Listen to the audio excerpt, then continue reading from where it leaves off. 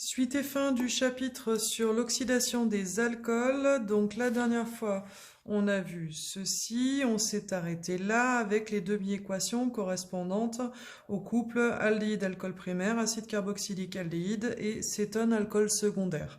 Eh bien, avec ces demi-équations, on va pouvoir écrire les équations de réaction d'oxydation de l'alcool primaire en aldéhyde ou de l'aldéhyde en acide carboxylique ou bien encore de l'alcool secondaire en cétone. C'est ce que je vous ai proposé dans la deuxième page. Alors oui, évidemment, je m'en suis rendu compte après, ça ne rentrera pas là, ici, donc c'est pour ça que j'ai pris une feuille à côté. Je suis désolée. J'ai essayé de faire rentrer, ça ne rentre pas. Alors, voilà. Du coup, donc, quand on s'intéresse à l'oxydation, donc pour le premier exemple, c'est par exemple du propane 1-ol. Propane 1-ol, c'est donc un alcool primaire, c'est-à-dire que je vais venir mettre la demi-équation que j'avais écrite en rose sur la page précédente, c'est-à-dire alcool primaire aldéhyde, celle-ci.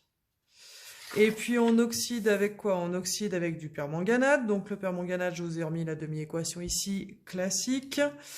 Ensuite, étape suivante, on avait dit quoi? On avait dit retourner le réactif qui n'est pas au départ. Le propanol, il est ici, il n'est donc pas au départ, donc je retourne.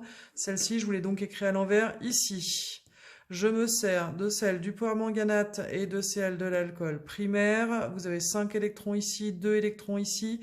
Il faut donc multiplier par 2 celles du haut, par 5 celles du bas, de façon à avoir 10 électrons échangés à chaque fois. C'est ce que je vous ai fait ici. Ensuite, vous vous rappelez, il y a l'étape, tout ce qui est avant reste avant, et tout ce qui est après reste après.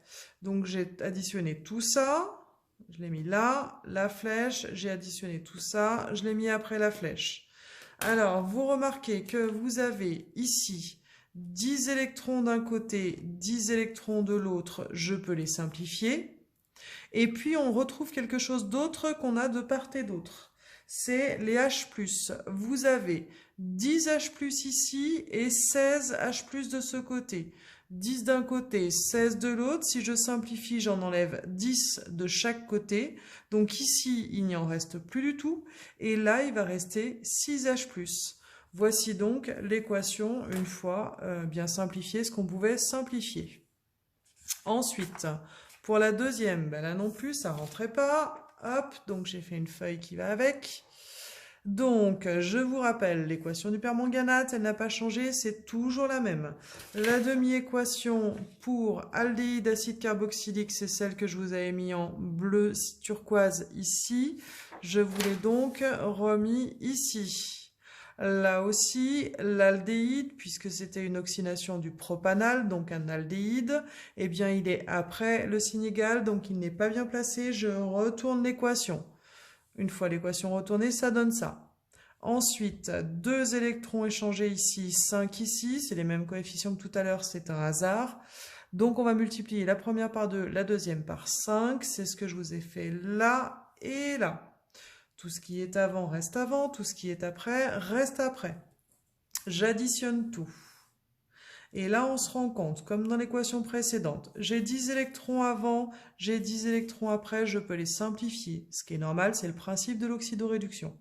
J'ai de la même façon mes 10 H+ après et 16 H+ avant, donc il ne restera plus que 6 H+ avant que j'ai oublié d'écrire.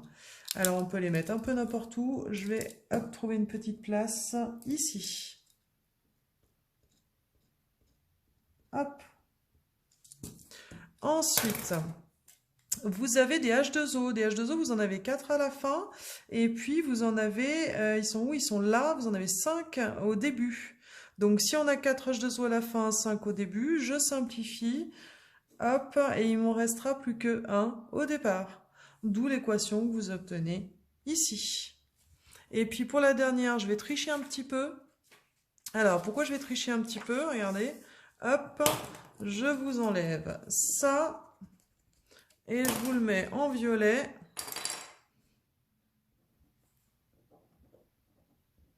Alors, pourquoi je triche comme ça pour la dernière? Pour la feuille 3? Eh bien, regardez.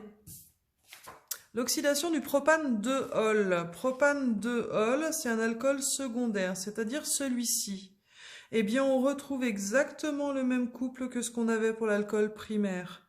En fait, entre secondaire et primaire, c'est la position qui change, pareil pour l'aldéhyde et pour l'acétone.